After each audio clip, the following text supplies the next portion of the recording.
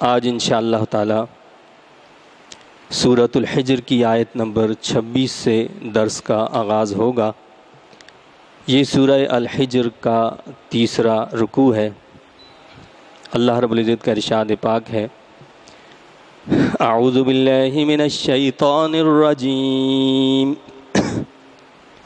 بسم اللہ الرحمن الرحیم، وَلَقَدْ خَلَقْنَا الْإِنسَانَ مِنْ صَلْصَالٍ مِّنْ حَمَإٍ مَسْنُونٍ۔ اور بلا شبہ ہم نے پیدا کیا انسان کو کھنکھناتی ہوئی مٹی سے جو پہلے سیاہ بدبودار گارا تھی۔ اس رکوع کے آغاز میں ہی اللہ تعالیٰ نے تخلیق انسان کا ذکر فرمایا ہے۔ ایک تو تخلیق انسان کے حوالے سے وہ نظریات ہیں جو دنیا میں پھیلے ہوئے ہیں، اور جس طرح کہ ڈارون کا نظریہ ہے کہ انسان جو ہے وہ پہلے بندر تھا اور بندر کی بدلتی ہوئی شکل جو ہے وہ انسان بن گئی۔ تو بہرحال ہو سکتا ہے وہ بندروں کی اولاد سے ہوں، لیکن قرآن نے جو چیز ہمیں بتائی ہے اور اسلام نے جو ہمیں بات بتائی ہے وہ یہ ہے جو اللہ نے واضح کی ہے کہ انسان کوئی بندر کی اولاد نہیں ہے، نہ وہ کوئی دوسرا حیوان ہے۔ اللہ نے اس کو الگ سے تخلیق فرمائی ہے۔ اس کے لیے جو الفاظ اللہ تعالیٰ نے یہاں استعمال کیے ہیں، پہلے تو ان کو سمجھ لیا جائے کہ مختلف مواقع پر قرآن مجید میں اس حوالے سے مختلف الفاظ استعمال ہوئے ہیں۔ دراصل جو مٹی ہے، مٹی کی مختلف حالتیں ہیں، تو کئی مقامات پر ان مختلف حالتوں کا نام لیا گیا ہے۔ تو یہ کوئی تضاد نہیں ہے، بلکہ ان حالتوں میں سے کسی حالت کو وہاں بیان کر دی ہے۔ جیسے کہیں پر تراب کا لفظ استعمال ہوا ہے، تو تراب اس مٹی کو کہتے ہیں جو خشک مٹی ہوتی ہے، اسے تراب کہا جاتا ہے۔ کہیں پر طین کا لفظ استعمال ہوا ہے۔ طین جو ہوتا ہے یہ گارے کو کہتے ہیں جو کیچڑ ہوتا ہے، اسے طین کہا جاتا ہے۔ کہیں طین اللازب کہا گیا ہے، یعنی لیس دار گارا، وہ گارا جو لیس دار ہو۔ پھر اسی طرح یہاں پر بھی استعمال ہوا ہے یہ لفظ صلصال۔ صلصال کا مطلب ہوتا ہے گارا جب خشک ہو کر کھنکنے لگے، یعنی وہ بجنے لگتا ہے۔ جب گارا خشک ہو جاتا ہے تو اس کو اگر ہاتھ مارا جائے، انگلی ماری جائے تو اس کے اندر آواز آتی ہے، تو اسے صلصال کہتے ہیں۔ اور اسی طرح ایک اور لفظ اس کے لیے استعمال ہوتا ہے فخار۔ تو صلصال کو آگ میں جب پکا لیا جائے، یعنی وہ جو شکل ہے صلصال کی جس میں ہم انگلی ماریں اس کو خشک گارے کو تو اس میں آواز آتی ہے، اسے اگر آگ میں پکا لیا جائے تو اسے پھر فخار کہتے ہیں۔ ٹھیکری جو ہوتی ہے اسے فخار کہا جاتا ہے۔ اور حمائن جو استعمال ہوا ہے، اس کا مطلب ہوتا ہے کافی دیر گارے میں رہنے کی وجہ سے مٹی سیاہ ہو جائے تو اسے حمائن کہتے ہیں۔ اور مسنون کا مطلب ہوتا ہے بدبودار یا صورت میں ڈھلا ہوا۔ صورت میں ڈھلے ہوئے کو بھی مسنون کہتے ہیں، اور مسنون جو ہے وہ گارا جب بدبودار ہو جاتا ہے اسے بھی کہا جاتا ہے۔ اسی طرح آگے جنوں کا ذکر آ رہا ہے، اس میں سموم کا لفظ استعمال کیا گیا ہے۔ تو سموم کا مطلب ہوتا ہے تیز لو جس میں دھواں نہ ہو۔ اب آپ قرآن مجید کی ان آیات کو ملاحظہ فرمائیں کہ اللہ نے کیا فرمایا، بلا شبہ ہم نے پیدا کیا انسان کو کھنکھناتی یعنی بجتی ہوئی مٹی سے جو پہلے سیاہ بدبودار گارا تھی۔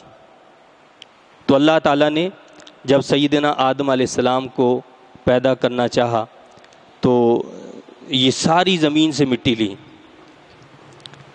اس کو پھر گارا بنایا گیا، پھر وہ خشک ہوا، صلصال بنا، پھر اس کو اچھی طرح پکایا گیا، یعنی حضرت آدم علیہ السلام کی شکل و صورت ہیئت اللہ تعالیٰ نے اپنے دست قدرت سے بنائی، اس نے اپنی شان کے مطابق، جو بھی اس کا مفہوم اور مطلب ہو، تو اپنی شان قدرت سے، اپنے دست قدرت سے آدم علیہ السلام کو جو ہے بنایا، اور وہ جو آپ کی جو ہے مورت بنائی گئی یعنی مٹی سے، پھر اللہ تعالیٰ نے اس کے اندر جو ہے اپنی روح پھونکی، جس کا آگے ذکر آ رہا ہے۔ تو فرمایا کہ کھنکھناتی ہوئی مٹی سے پیدا کیا انسان کو جو پہلے سیاہ بدبودار گارا تھی۔ وَالْجَانَّ خَلَقْنَاهُ مِن قَبْلُ مِن نَارِ السَّمُومِ، اور جنوں کو ہم نے پیدا فرمایا اس سے پہلے ایسی آگ سے جس میں دھواں نہیں، یعنی اس کا مطلب یہ ہے کہ انسانوں سے پہلے اللہ نے جنوں کو پیدا کر دیا تھا۔ تو جن پہلے پیدا ہوئے، جنوں کو اللہ نے کس سے بنایا؟ نار السموم، وہ آگ جس میں دھواں نہیں ہوتا، تیز لو جو تھی جس میں دھواں نہیں ہوتا، اس سے اللہ نے جنوں کو پیدا کیا۔ تو انسان کو چونکہ مٹی سے بنایا ہے، مادی چیزوں سے بنایا گیا ہے جو نظر آتی ہیں، جن کو ہاتھ لگایا جاتا ہے، اس لیے وہ نظر آتے ہیں، اور جنوں کو جو ہے وہ نار سموم سے بنایا گیا ہے، وہ لطیف ہوتی ہے، تو لہٰذا اس لیے جنات جو ہوتے ہیں وہ نظر نہیں آتے۔ اب یہ رب کائنات نے جو انسان کو شرف عطا فرمایا کہ اسے اپنے دست قدرت سے اپنی شان کے مطابق جو ہے تیار کیا، تو اس کے بعد کیا فرمایا؟ وَإِذْ قَالَ رَبُّكَ لِلْمَلَائِكَةِ إِنِّي خَالِقٌ بَشَرًا مِّن صَلْصَالٍ مِّن حَمَإٍ مَّسْنُونٍ۔ اور اے محبوب صلی اللہ علیہ وسلم یاد فرماؤ جب آپ کی رب نے کہا تھا فرشتوں کو، میں پیدا کرنے والا ہوں بشر کو کھنکھناتی مٹی سے جو پہلے سیاہ بدبودار کیچڑ تھی۔ فَإِذَا سَوَّيْتُهُ وَنَفَخْتُ فِيهِ مِن رُّوحِي فَقَعُوا لَهُ سَاجِدِينَ، تو جب میں اسے درست فرما دوں اور پھونک دوں اس میں خاص اپنی طرف سے خاص روح اپنی طرف سے، تو گر جانا اس کے سامنے سجدہ کرتے ہوئے۔ تو کیا کیا؟ سارے فرشتوں کو حکم دیا کہ یہ انسان جس کو میں بنا رہا ہوں یہ کوئی ایسی مخلوق نہیں ہوگی، اس کو یہ عزت اور کرامت ہے کہ فرمایا کہ میں اس میں اپنی خاص روح پھونک دوں، تو پھر اس کے سامنے تم نے سجدہ کرنا ہے، سجدہ ریزی کرنی ہے۔ تو یہاں اللہ نے کیا فرمایا کہ وَنَفَخْتُ فِيهِ مِن رُّوحِي، پھونک دوں اس میں خاص روح اپنی طرف سے۔ اس کا یہ مطلب نہیں ہے کہ نعوذ باللہ انسان جو ہے وہ اللہ کا کوئی جز ہے، مِن رُّوحِي یعنی میں اپنی خاص اپنی طرف سے روح پھونک دوں۔ یہاں جو مِن رُّوحِي کے الفاظ استعمال ہوئے، اس کا مطلب یہ ہے اللہ نے انسان کو ایک کرامت دی ہے، ایک عزت تکریم دی ہے، اس کی شرافت اور کرامت کو بیان کی ہے، اس لیے اپنی طرف جو اللہ تعالیٰ نے منسوب فرمایا۔ جیسے ہم کہتے ہیں کعبۃ اللہ، شہر اللہ، ناقۃ اللہ، یعنی کعبۃ اللہ اللہ کا گھر ہے، بیت اللہ اللہ کا گھر، اور ناقۃ اللہ اللہ کی اونٹنی، شہر اللہ اللہ کا مہینہ۔ تو یہ اللہ کے ساتھ یہ مہینے کی، یہ گھر کی، یہ اونٹنی کی جو نسبت ہے، یہ نہیں ہے کہ مقصد یہ ہے کہ وہ کوئی اللہ کا جز ہیں یا اللہ اس جگہ میں رہتا ہے یا اللہ جو ہے کوئی ان کو اپنے نعوذ باللہ کسی استعمال میں لیتا ہے، بلکہ صرف ان کی عزت اور تکریم مقصود ہے۔ اسی طرح یہاں انسان کی تکریم و تعظیم مقصود ہے کہ اللہ نے اس کو بڑی عظمت والا بنایا، اور اسی سے تعلق رکھنے والی وہ چیز ہے وہ جو کہا جاتا ہے کہ نبی کریم صلی اللہ علیہ وسلم کو اپنے نور سے بنایا، اور نور من نور اللہ کے الفاظ استعمال ہوتے ہیں کہ اللہ کے نور میں سے۔ تو نعوذ باللہ اس کا یہ ہرگز مطلب نہیں ہوتا کہ اللہ کے نور کا کوئی جز، بلکہ آپ کی اللہ کے نور کی طرف نسبت جو ہوتی ہے صرف آپ کی تعظیم اور تکریم کے لیے ہوتی ہے، نبی کریم صلی اللہ علیہ وسلم کی تعظیم و تکریم کے لیے وہ ہے، ورنہ ایسا کوئی معاملہ نہیں ہے کہ نعوذ باللہ آپ کو کوئی جز تسلیم کیا جاتا ہو اللہ تعالیٰ کا۔ تو کیا فرمایا کہ جب میں بنا لوں تو اس میں روح پھونک دوں تو سجدے میں گر جانا۔ فَسَجَدَ الْمَلَائِكَةُ كُلُّهُمْ أَجْمَعُونَ، پس سر بسجود ہو گئے فرشتے سارے کے سارے۔ اب سارے فرشتے جو تھے وہ وہاں موجود تھے، اللہ نے سب کو حکم دیا تھا اور تاکید در تاکید اللہ نے یہاں فرمایا ہے، یعنی ملائکہ کا لفظ بھی جمع کا فرمایا، پھر کلہم وہ سارے کے سارے، پھر اجمعون کا لفظ، یہ تاکید در تاکید ہے۔ مقصد کیا ہے کہ سارے کے سارے جنوں نے سجدہ کر دیا، اور ظاہر ہے یہ حکم جب دیا جا رہا تھا تو شیطان بھی ملائکہ کے ساتھ رہتا تھا، تو حکم اسے بھی تھا، اس نے سجدہ نہیں کیا۔ آگے اللہ نے فرمایا الا ابلیس، سوائے ابلیس کے، ابا ان یکون مع الساجدین، اس نے انکار کر دیا کہ وہ سجدہ کرنے والوں کے ساتھ ہو۔ یعنی کوئی یہ نہیں کہہ سکتا کہ جی اسے تو حکم میں نہیں تھا، اسے بھی پتا تھا کہ مجھے بھی حکم ہے، ان سب کے حکم میں بھی شامل ہوں، لیکن اس نے سجدہ نہیں کیا۔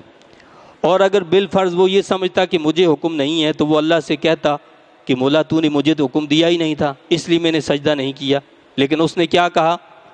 اس نے انکار کر دیا، اس نے کہا کہ میں سجدہ نہیں کروں گا، ابا انکار کر دیا کہ میں سجدہ کرنے والوں کے ساتھ ہو جاؤں، ایسا نہیں ہو سکتا، میں ان کے ساتھ نہیں ہو سکتا۔ اور دوسرے مقامات پر واضح کیا ہے کہ اس نے کہا کہ اس کو مٹی سے بنایا گیا، مجھے آگ سے بنایا گیا، مقصد یہ ہے کہ میں اس سے بہتر ہوں، خلقتنی من نار و خلقتہ من طین، مجھے تو نے آگ سے بنایا تو لہٰذا میں افضل ہوں۔ تو افضل کوئی چیز نہیں ہوتی ہے، افضل تو وہ ہے جسے رب کائنات افضل قرار دے۔ اپنے تئیں خود اپنے آپ کو سمجھ لینا کہ میں کوئی کیا چیز ہوں، تو یہ تو شیطان کا کام ہے۔ تو کیا فرمایا کہ ابلیس نے انکار کر دیا اور وہ سجدہ کرنے والوں کے ساتھ نہیں ہوا۔ قال یا ابلیس ما لک الا تکون مع الساجدین، اللہ نے فرمایا اے ابلیس کیا وجہ ہے کہ تو نے سجدہ کرنے والوں کا ساتھ نہیں دیا؟ اللہ تعالیٰ جانتا تھا، لیکن پھر بھی اللہ نے سوال کیا تاکہ لوگوں کے دل سے شکوک و شبہات ختم ہو جائیں کہ کہیں وہ یہ سمجھ رہا تھا کہ مجھے حکم نہیں ملا۔ تو اس نے جواب کیا دیا؟ اللہ نے بتایا قال لم اکن لاسجد لبشر خلقتہ من صلصال من حمأ مسنون، وہ گستاخ کہنے لگا کہ میں گوارا نہیں کرتا کہ سجدہ کروں اس بشر کو جسے تو نے پیدا کیا ہے بجنے والی مٹی سے، جو پہلے سیاہ بدبودار تھی۔ اس کی نظر حمأ مسنون پر تو رہی، بدبودار مٹی پر تو رہی، لیکن اس کی نظر یہاں نہیں رہی کہ جو اللہ نے فرمایا کہ وَنَفَخْتُ فِيهِ مِن رُوحِي، کہ پھونک دوں اس میں خاص روح اپنی طرف سے، اس پر اس نے نظر نہیں رکھی، لہٰذا اس نے انکار کر دیا۔ یہ شیطانی کام ہے۔ آج بھی بہت سارے لوگ ہیں جو نعوذ باللہ اللہ کے نبی صلی اللہ علیہ وسلم تک کو کہتے ہیں ہمارے جیسے بشر ہیں، ہمارے جیسے بشر ہیں، تو ان کو اس سے عبرت حاصل کرنی چاہیے۔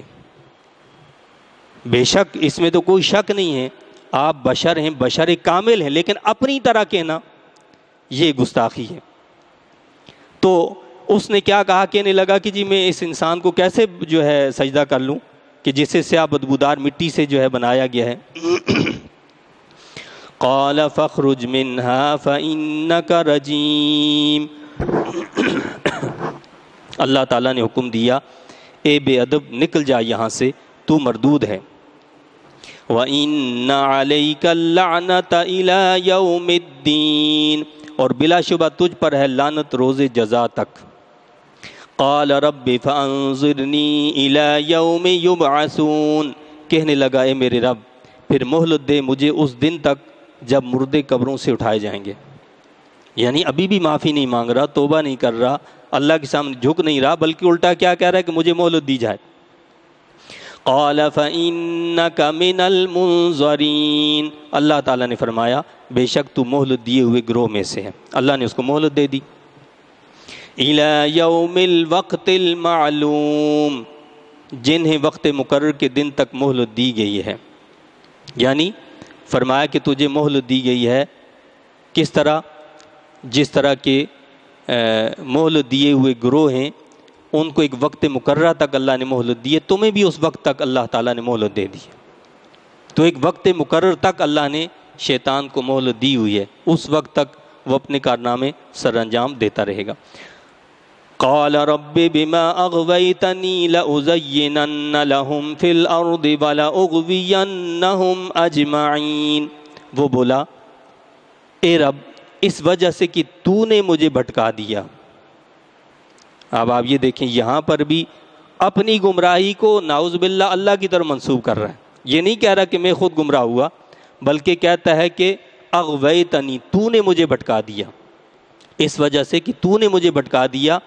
لَأُزَيِّنَنَّ لَهُمْ فِي الْأَرْضِ وَلَأُغْوِيَنَّهُمْ أَجْمَعِينَ، تو میں برے کاموں کو ضرور خوشنما بنا دوں گا ان کے لیے زمین میں، اور میں ضرور گمراہ کروں گا ان سب کو۔ إِلَّا عِبَادَكَ مِنْهُمُ الْمُخْلَصِينَ، سوائے تیرے ان بندوں کے جنہیں ان میں سے چن لیا گیا ہے۔ یہاں آپ دیکھیں کہ شیطان نے بھی جھوٹ بولنے سے جو اجتناب کیا، اس نے استثنائی صورت بیان کر دی۔ ایکسیپشن کیا بیان کیا؟ اس نے کہا کہ سوائے تیرے وہ بندے کہ جن کو تو نے چن لیا ہے، میں ان کو نہیں بھٹکا سکتا۔ امام رازی رحمۃ اللہ علیہ نے یہاں بڑی پیاری بات لکھی ہے، فرماتے ہیں کہ شیطان نے بھی استثناء کیا کہ میں سب کو نہیں بھٹکا سکتا تاکہ میری بات جھوٹی نہ ہو، کچھ لوگ ایسے بھی ہوں گے جن کو میں نہیں بھٹکا سکوں گا، گمراہ نہیں کر سکوں گا۔ تو جب شیطان جھوٹ سے اتنا اجتناب کرتا ہے تو ایک مومن اور مسلمان کو کتنا جھوٹ سے دور رہنا چاہیے، ایک مومن کو، ایک مسلمان کو جھوٹ سے کتنا پرہیز کرنا چاہیے، اس سے اس کو اندازہ کر لینا چاہیے۔ اور ہم ہیں کہ صبح سے شام ہمارا کاروبار اس وقت تک چلتا نہیں ہے جب تک ہم زبان سے جھوٹ نہ بولیں۔ کہتے ہیں کہ جی نہیں وہ جھوٹ نہیں بولے تو کاروبار ہی نہیں چلتا، کام ہی نہیں ہوتا، لوگ یقین ہی نہیں کرتے۔ تو یہ تو ہمارا وہ ذہنی یا نفسیاتی معاملہ ہے کہ جو ہم یہ سمجھتے ہیں کہ شاید یہ ہمارے جھوٹ سے سب کچھ ہو جاتا ہے۔ نہیں، وہ حدیث شریف میں ہے نا کہ رزق جو ہے وہ اللہ تعالیٰ نے لکھ دیا ہے۔ اب یہ بندے کا کام ہے، چاہے اس کو حلال طریقے سے حاصل کرے چاہے حرام طریقے سے استعمال کرے۔ حلال میں ممکن ہے کہ اس کو تھوڑی تاخیر ہو جائے، تھوڑی مشکلات کا سامنا کرنا پڑے، اور حرام میں جلدی مل جائے، لیکن ملے گا وہی جو اللہ نے مقدر میں لکھ دیا ہے۔ وہ حضرت سیدنا علی مرتضیٰ رضی اللہ تعالیٰ عنہ کا مشہور واقعہ اکثر بیان ہوتا ہے کہ آپ جو ہے تشریف لا رہے تھے اور آپ کی سواری بھی آپ کے پاس تھی، تو آپ کو مسجد نظر آئی تو آپ مسجد میں 2 رکعت نفل پڑھنے کے لیے تشریف لے گئے۔ تو ایک شخص وہاں موجود تھا تو اس سے فرمایا کہ بھائی یہ تم اپنے پاس پکڑ لو سواری کو، لگام اس کے ہاتھ میں دے دی، اور کہتے ہیں کہ میں نے سوچا کہ جب میں واپس آؤں گا تو اس کو 1 درہم دے دوں گا، نماز پڑھ کے آؤں گا۔ جب نماز پڑھ کر آئے تو لگام بھی نہیں تھی، وہ آدمی بھی نہیں تھا، یعنی وہ لگام نکال کے اتار کے بھاگ گیا۔ تو آپ نے ادھر ادھر تلاش کیا، دیکھا کہیں کسی دکان پر وہ لگام لٹکی ہوئی آپ کو نظر آئی، آپ پہچان گئے کہ یہ میری لگام ہے۔ تو پوچھا بھائی یہ کہاں سے تمہارے پاس؟ اس نے کہا کہ جس طرح ایک شخص نے کہا کتنے کی بیچی ہے؟ کہا کہ 1 درہم میں اس نے جو ہے مجھے دی ہے۔ تو فرمایا کہ یہ دیکھو میں نے نکلتے ہوئے ارادہ کیا تھا، میں نے جاتے ہوئے ارادہ کیا تھا کہ جب میں واپس آؤں گا تو اس کو 1 درہم دوں گا، لیکن اس نے انتظار نہیں کیا، ملا اس کو وہی 1 درہم، لیکن یہ حرام طریقے سے ملا۔ اگر تھوڑا سا صبر کر لیتا تو حلال ذریعے سے اس کو وہی 1 درہم مل جاتا۔ تو یہ بھی ہمارے جو شیطانی وسوسے ہیں یا شیطان ہمارے لیے جن چیزوں کو مزین کرتا ہے ان میں سے ایک چیز ہے کہ ہم سمجھتے ہیں کہ جی ایسا کریں گے، جھوٹ بولیں گے تو شاید ہمارے پاس زیادہ مال آ جائے گا، اور جھوٹ نہیں بولیں گے تو مال زیادہ نہیں آئے گا۔ تو ایسی بات نہیں ہے۔ تو فرمایا اللہ تعالیٰ نے قال هذا صراط علی مستقیم، اللہ نے فرمایا یہ سیدھا راستہ ہے جو میری طرف آتا ہے، یہ اخلاص کا راستہ، یہ وہ سیدھا راستہ ہے جو صرف سیدھا میری طرف آتا ہے۔ ان عبادی لیس لک علیہم سلطان الا من اتبعک من الغاوین، بے شک میرے بندوں پر تیرا کوئی بس نہیں چلتا مگر وہ جو تیری پیروی کرتے ہیں گمراہوں میں سے، میرے بندوں پر تیرا بس نہیں چل سکتا۔ وَإِنَّ جَهَنَّمَ لَمَوْعِدُهُمْ أَجْمَعِينَ، اور بے شک جہنم وعدے کی جگہ ہے ان سب کے لیے، یعنی جو تیری اتباع اور پیروی کرنے والے ہیں، جس طرح تو جہنم میں جائے گا وہ سب کے سب بھی جہنم میں داخل کیے جائیں گے۔ وہ جہنم کیسی ہے؟ لَهَا 7 أَبْوَابٍ، اس کے 7 دروازے ہیں۔ یا مفسرین نے کہا کہ اس کا مطلب 7 طبقے ہیں جہنم کے، 7 دروازے ہیں، 7 طبقے ہیں، یعنی جہنمیوں کے مختلف اعمال کے اعتبار سے ان کا الگ طبقہ ہوگا، جن میں سے سب سے نچلا طبقہ جو وہ حاویہ ہے، مختلف نام ہے نا، جحیم، سعیر، لظا، یہ سارے نام قرآن مجید میں جہنم کے آئے ہیں، تو یہ مختلف طبقات ہیں جہنم کے۔ تو فرمایا کہ اس کے 7 دروازے ہیں، لِكُلِّ بَابٍ مِّنْهُمْ جُزْءٌ مَّقْسُومٌ، ہر دروازے کے لیے ان میں سے ایک حصہ مخصوص ہے۔ إِنَّ الْمُتَّقِينَ فِي جَنَّاتٍ وَعُيُونٍ۔ اب شیطان کے پیروکاروں کا، جہنمیوں کا ذکر کرنے کے بعد رب کائنات نے جنتیوں کا ذکر کیا ہے، متقین کا ذکر فرمایا ہے۔ کیا فرمایا؟ یقیناً پرہیزگار اس دن باغوں اور چشموں میں آباد ہوں گے۔ جہنمی جہنم کے مختلف طبقوں میں ہوں گے، اور جنتی جو ہوں گے وہ کس میں ہوں گے؟ باغوں اور چشموں میں آباد ہوں گے۔ اور اس جنت کے بھی اللہ نے جو ہے 8 دروازے رکھے، 8 طبقات اعمال کے اعتبار سے، کسی کا کوئی درجہ ہے، کسی کا کوئی مقام ہے، اور 7 تو اسی طرح ہیں اعمال کے اعتبار سے۔ 8واں جو دروازہ ہے، 8واں جو طبقہ ہے، وہ رب کے فضل والا دروازہ ہے۔ اللہ اپنے فضل سے ہم سب کو بھی جنت میں داخل فرمائے۔ تو فرمایا کہ جو پرہیزگار ہیں وہ باغوں اور چشموں میں آباد ہوں گے۔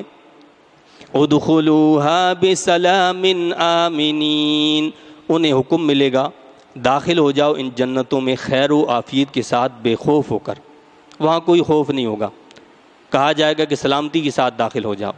وَنَزَعْنَا مَا فِي صُدُورِهِم مِّن غِلٍّ إِخْوَانًا عَلَى سُرُرٍ مُتَقَابِلِينَ، اور ہم نکال دیں گے جو کچھ ان کے سینوں میں کینہ وغیرہ تھا، وہ بھائی بھائی بن جائیں گے اور تختوں پر آمنے سامنے بیٹھے ہوں گے، سرور متقابلین، آمنے سامنے بیٹھے ہوں گے۔ دنیا میں بھی آپ دیکھیں نا کہ ہم کسی سے ناراض ہو جائیں تو اس سے نظریں نہیں ملانا چاہتے، اس کے سامنے نہیں بیٹھنا چاہتے۔ کیوں نہیں بیٹھنا چاہتے؟ کہ دل میں کدورت ہوتی ہے، کینہ ہوتا ہے، بغض ہوتا ہے، دشمنی ہوتی ہے، عداوت ہوتی ہے، تو دل نہیں چاہتا ہے کہ ایسا کیا جائے۔ اللہ نے فرمایا کہ جب جنتوں میں داخل ہوں گے تو وہاں یہ صورتحال نہیں ہوگی۔ جنت میں ایسے داخل کیا جائے گا کہ زندگی کے اندر، دنیا کے اندر نیک لوگوں کے اندر بھی کدورت آ سکتی ہے، ان میں جو ہے ایسی چیزیں پیدا ہو سکتی ہیں، لیکن فرمایا کہ جنت ایسی جگہ ہے کہ جہاں ایسا نہیں ہو سکتا، لہٰذا وہاں داخل ہونے سے پہلے پہلے سب کدورتوں کو نکال دیا جائے گا، سارا کینہ بغض نکال دیا جائے گا۔ اگر وہاں پر بھی یہ سب کچھ لے کر جائیں تو دنیا میں اور جنت میں پھر فرق کیا رہے؟ یہ کدورتیں، یہ کینہ، یہ بغض، یہ ساری دنیا کی چیزیں ہیں، وہاں یہ چیزیں نہیں ہوں گی۔ اور حضرت سیدنا علی مرتضیٰ رضی اللہ تعالیٰ عنہ کا ارشاد مبارک ہے، آپ کیا فرماتے ہیں؟ ارجو ان اکون انا و عثمان و طلحہ و زبیر منہم، مجھے اس بات کی امید ہے کہ میں اور عثمان اور طلحہ اور حضرت سیدنا زبیر رضی اللہ تعالیٰ عنہم انہی لوگوں میں سے ہیں۔ کن لوگوں میں سے؟ یعنی جن کے سینوں کو پاک کر دیا جائے گا اور جنت میں داخل کیا جائے گا۔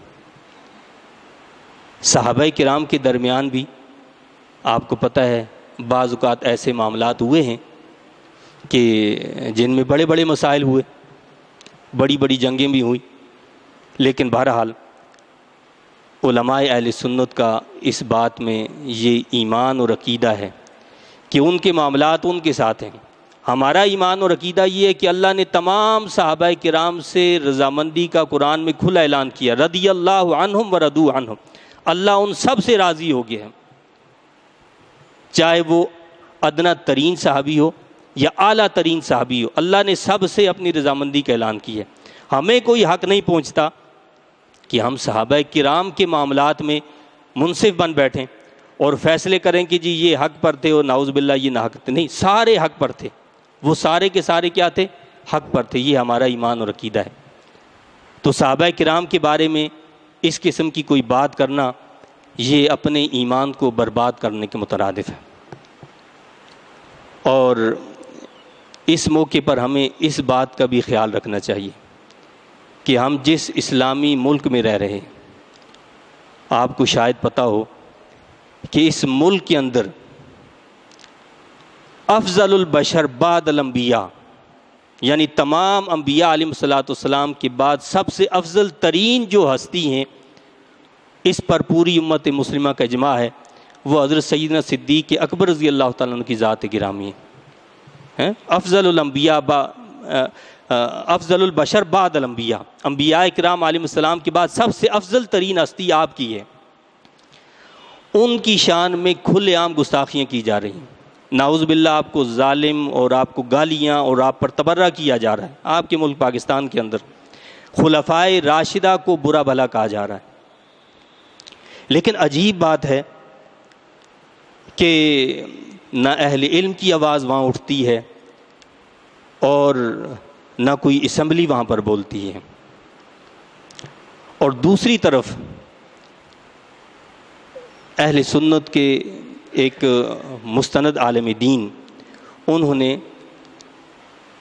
حضرت سیدہ فاطمۃ الزہرا رضی اللہ تعالیٰ عنہا کی شان میں ایک ایسا جملہ، ایک بات سمجھانے کے لیے کہہ دیا، حالانکہ اس کی انہوں نے وضاحت کی اور انہوں نے خود اس کا اعلان بھی کیا اور اس پر کانفرنسز میں ان کی ہوئیں، اور انہوں نے کہا کہ میرا ایمان اور عقیدہ کیا ہے کہ بے خطا بے گناہ سیدہ فاطمۃ الزہرا رضی اللہ تعالیٰ عنہ، نہ آپ کی کوئی خطا ہے اور نہ آپ کا کوئی گناہ ہے۔ لیکن اس کے باوجود یعنی ایک مستند عالم دین کھلم کھلا اعلان بھی کر رہا ہے کہ میرا ایمان اور عقیدہ یہ ہے، اس عالم دین کے خلاف اسمبلیوں میں قراردادیں پیش ہو رہی ہیں اور ایف آئی آر کٹائی جا رہی ہیں ان کے خلاف، اور ایک جو ہے فساد برپا کر رکھا ہے۔ اور افسوس کی بات یہ ہے کہ اغیار تو اغیار تھے، ان چیزوں کو اچھالنے والے اغیار ہی تھے، اپنے بھی ساتھ میں ہو گئے، اپنوں نے بھی اغیار کا ساتھ دے دیا اور آوازیں بھی لانا شروع کر دیں۔ اہل سنت کے علماء کا اس بات پر اتفاق اور اجماع ہے کہ انبیاء کرام علیہ السلام کے علاوہ کوئی بھی معصوم نہیں ہے۔ ہم انبیاء کرام علیہ السلام کے علاوہ کسی کو معصوم نہیں مانتے، یہ ہمارا عقیدہ نہیں ہے، ہم صرف انبیاء علیہ السلام کو معصوم مانتے ہیں۔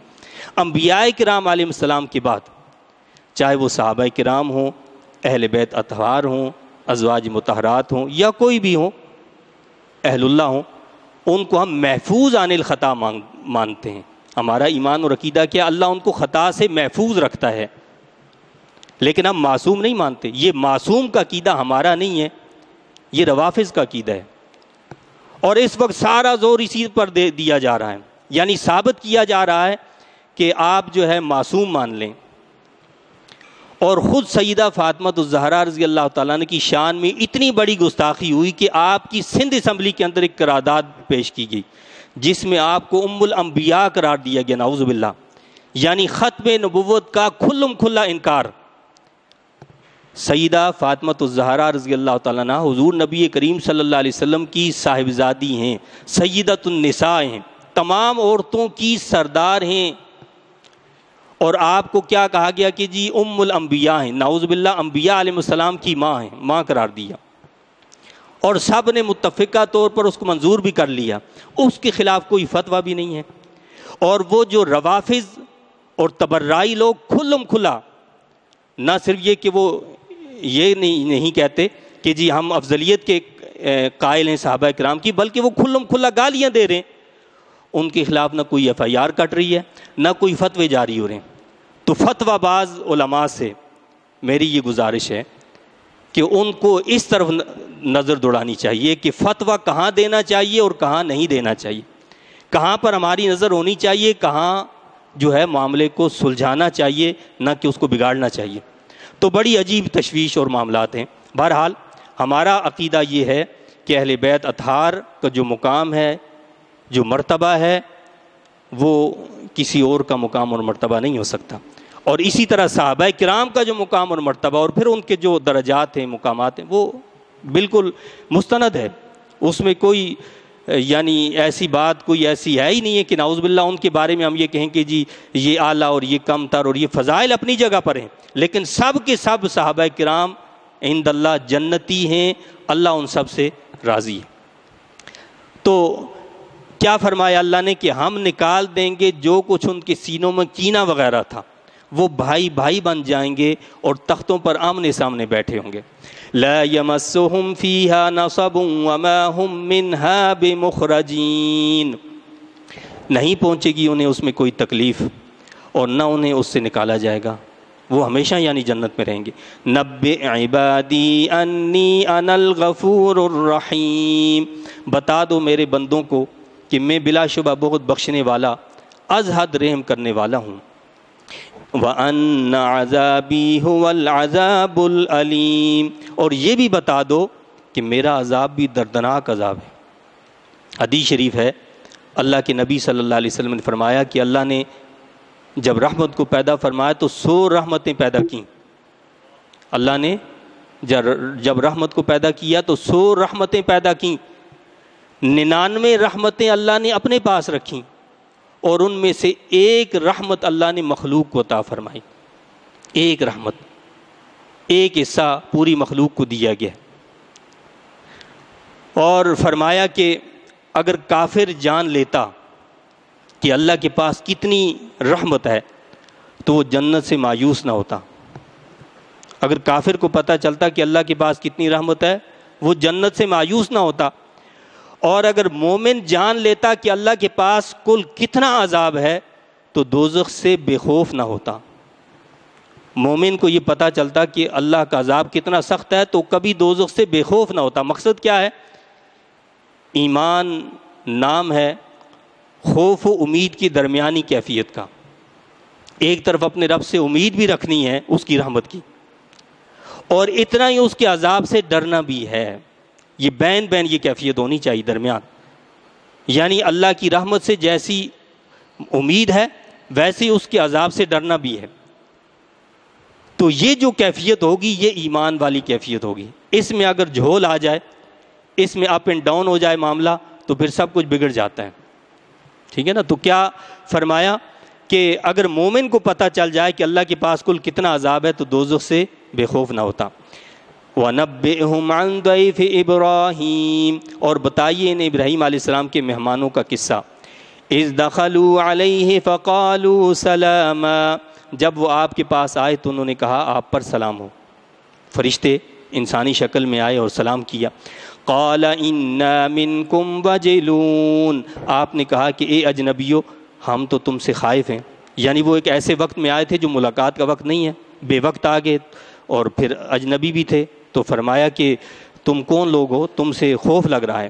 قالوا لا توجل انا نبشرک بغلام علیم، مہمانوں نے کہا کہ مت ڈریے، ہم آپ کو مجدہ سنانے آئے ہیں ایک صاحب علم بچے کی پیدائش کا۔ حضرت اسحاق علیہ السلام کی پیدائش کی جو ہے خوشخبری سنانے کے لیے وہ فرشتے آپ کے پاس آئے۔ قال ابشرتمونی علی ان مسنی الکبر فبما تبشرون، آپ نے کہا کیا تم مجھے اس وقت خوشخبری دینے آئے ہو جب کہ مجھے بڑھاپا لاحق ہو چکا ہے؟ پس یہ کیسی خوشخبری ہے، بڑھاپے کی عمر ہو گئی ہے میری اور اب تم کہہ رہے ہو کہ اس طرح اولاد ہوگی۔ قالوا بشرناک بالحق فلا تکن من القانطین، یعنی آپ نے تو یہ فرمایا کہ جو بات تم کر رہے ہو ذرا سوچ سمجھ کر کرو، کہ تم بھول تو نہیں رہے ہو، یہ کیسی بات مجھ سے کہہ رہے ہو؟ تو فرشتے بولے، انہوں نے کہا ہم نے تو آپ کو جو ہے سچی خوشخبری دی ہے، پس نہ ہو جائیے آپ مایوس ہونے والوں سے۔ تو آپ نے کیا جواب دیا؟ قال ومن يقنط من رحمت ربه الا الضالون، آپ نے فرمایا کون نا امید ہوتا ہے اپنے رب کی رحمت سے بجز گمراہوں کے؟ میں اپنے رب کی رحمت سے مایوس کیسے ہو سکتا ہوں؟ رب کی رحمت سے تو وہ مایوس ہوگا جو گمراہ ہو۔ قال فما خطبكم ايها المرسلون، آپ نے دیکھا کہ یہ تو بہت سارے فرشتے ہیں، تو آپ نے پوچھا، آپ نے کہا کہ فرستادو کس اہم کام کے لیے تم آئے ہو؟ یعنی اگر صرف مجھے جو ہے خوشخبری دینا مقصود ہوتی تو اتنے فرشتے کیوں آئے ہیں؟ قالوا انا ارسلنا الى قوم مجرمین، انہوں نے کہا ہم بھیجے گئے ایک مجرم قوم کی طرف۔ تو انہوں نے کہا کہ ہم آپ کو یہ خوشخبری دینے آئے اور پھر ایک مجرم قوم کی طرف جانے والے ہیں۔ وہ مجرم کون سی قوم ہے؟ الا آل لوط انا لمنجوہم اجمعین، مگر لوط کے گھرانے والے اور ہم ان سب کو بچا لیں گے۔ یعنی قوم لوط کی طرف ہم آئے ہیں، ان کو نیست و نابود کرنے آئے ہیں، سوائے آل لوط علیہ السلام کے، کہ ان کو ہم بچا لیں گے۔ یعنی حضرت لوط علیہ السلام پر جو ایمان لانے والے ہیں اور جو آپ کی آل اولاد ہے ان کو ہم بچا لیں گے۔ الا امرأتہ قدرنا انہا لمن الغابرین، بجز اس کی بیوی کے ہم نے بامر الہی یہ طے کیا ہے کہ وہ پیچھے رہ جانے والوں میں سے ہوگی۔ یعنی فرمایا کہ سوائے حضرت لوط علیہ السلام کی بیوی کی جو آپ پر ایمان نہیں لائی تھی، جو کافروں کے ساتھ ملی ہوئی تھی، تو فرمایا کہ اسے ہلاک کر دیا جائے گا۔ تو اس طرح پھر حضرت لوط علیہ السلام کی قوم کا جو ہے وہ ذکر آگے جو ہے وہ بیان کیا گیا ہے، انشاءاللہ تعالیٰ اگلے درس میں بیان کیا جائے گا۔ اللہ تعالیٰ سے دعا اور التجا ہے کہ اللہ تعالیٰ مجھے آپ کو ہم سب کو کلام مجید کی ان تعلیمات کی صحیح سمجھ عطا فرمائے اور سمجھ کر ان تعلیمات کے مطابق عمل کی توفیق عطا فرمائے۔ آمین۔ وآخر دعوانا وان الحمد للہ رب العالمین۔